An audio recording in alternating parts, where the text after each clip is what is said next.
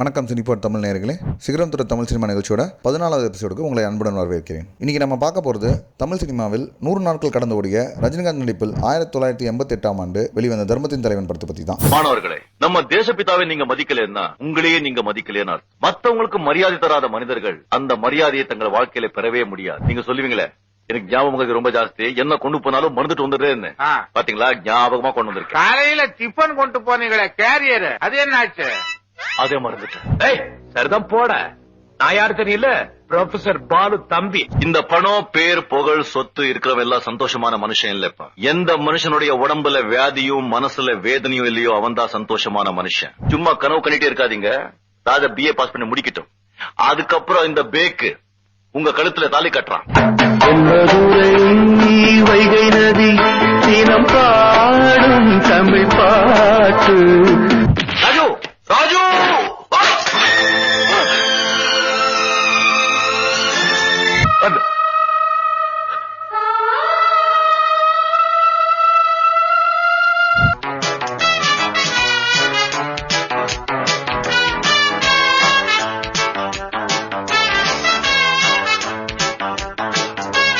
நம்மை போல நெஞ்சம் கொண்ட அண்ணன் தம்பி யாரும் இல்லை.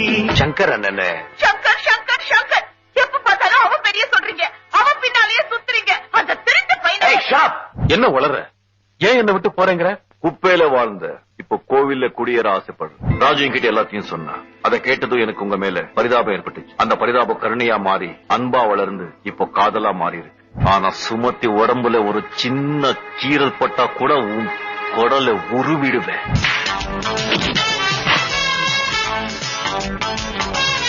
இந்த நேசம் பாசம் நாடும் வாழ்க.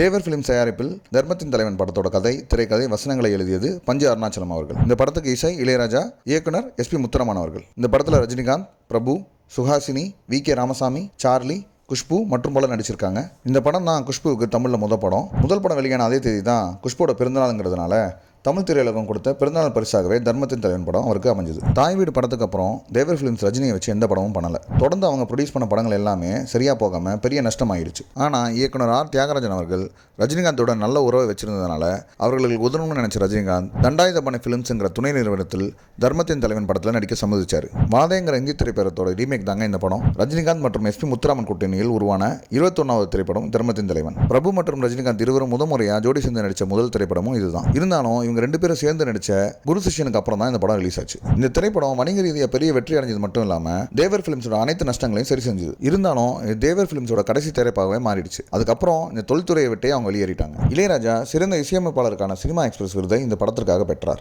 குரு சிஷ்யன், தர்மத்தின் தலைவன் இந்த 2 படங்களையும் SP முத்துராமன் அவர்கள் தான் இயக்கினாரு. அது மட்டும் இல்லாம இந்த 2 படங்களுமே ஒரே வருஷத்துல ரிலீஸ் ஆச்சு. இந்த படத்துல ரஜினி வேட்டியை மறந்து ரோட்ல நடந்து போகும் சீன்லாம் செம ஹிட். ரெட்ட வேஷத்துல ரஜினி நடிச்ச படங்கள்ல இந்த படமும் மக்கள் கிட்ட நல்ல வரவேற்பு பெற்றுச்சுன்னு தான் சொல்லணும். ஃபர்ஸ்ட் ஹாஃப்ல ரொம்ப சாதுவாகவும், செகண்ட் ஹாஃப்ல தனக்கே உரிய ஸ்டைல்ல தலைவர் சும்மா கலக்கிருப்பாரு. இந்த படம் ரஜினி படத்துக்கே உண்டான வெற்றியையும் பாக்ஸ் ஆஃபீஸ் கலெக்ஷனையும் அழிச்சு. தர்மத்தின் தலைவன் படத்துல ஒரு சீன்ல சூப்பர் ஸ்டார் ரஜினி கண்ணத்துல அரைகிற மாதிரி வரும். அந்த சீனுக்கு ஃபர்ஸ்ட் நடிகை சுஹாசினி அப்படிலாம் அடிக்க முடியாதுன்னு சொல்லிட்டாங்களாம். ஆனா டைரக்டர் SP முத்துராமன் அவர்கள் அதெல்லாம் முடியாது, நீ அடிச்சுதான் ஆகணும்னு சொல்ல வேணா தள்ளி விடுறேன்னு சொன்னாங்களாம் சுஹாசினி. அப்போ அங்க வந்து ரஜினி சுஹாசினி கிட்ட என்ன அடிக்க மாட்டியா, தாய் வீடு படத்தில் மட்டும் என்னை திட்டுன்னு திட்டிட்டு தூணு என்னை பார்த்து துப்பின பரவாயில்ல அடின்னு சொன்னாராம். அதுக்கப்புறம் தான் சுஹாசினியும் ரஜினி அடிக்க சம்மதிச்சிருக்காங்க. இன்னொரு சுவாரஸ்யமான விஷயம் என்னன்னா, விஜய் வீட்டில் சில காட்சிகள் படப்பிடிப்பு நடந்துச்சான். அப்போ விஜயோட தந்தை SA சந்திரசேகர் அவர்கள் விஜய் ரஜினிகாந்துக்கு அறிமுகப்படுத்தி வச்சாராம். இப்போ விஜய்க்கு நடிப்பில் தீவிர ஆர்வம் இருந்ததாகவும், ஆனால் ஃபர்ஸ்ட் படிப்பில் கான்சென்ட்ரேட் பண்ண சொல்லி ரஜினி கிட்ட அட்வைஸ் பண்ண சொன்னாராம். ரஜினியும் விஜய் கிட்ட படிப்பில் கவனம் வைக்க சொல்லி அட்வைஸ் பண்ணியிருக்காரு. இந்த படத்தோட ஒளிப்பதிவு TS விநாயகம், படத்தோட படத்தொகுப்பு R விட்டல் மற்றும் SB மோகன். நீங்கள் இன்னும் தர்மத்தின் தலைவன் படம் பார்க்கலனா கண்டிப்பாக பாருங்க. மீண்டும் ஒரு நல்ல திரைப்படத்தோடு சிகரம் தொட்ட தமிழ் சினிமா நிகழ்ச்சியில் சந்திக்கலாம். தொகுப்பு உங்களுக்கு பிடிச்சிருந்தா சினிபாட் தமிழ் சேனலை சப்ஸ்கிரைப் பண்ணுங்க, லைக் பண்ணுங்க, பெல் பட்டனை கிளிக் பண்ணுங்க. நன்றி, வணக்கம்.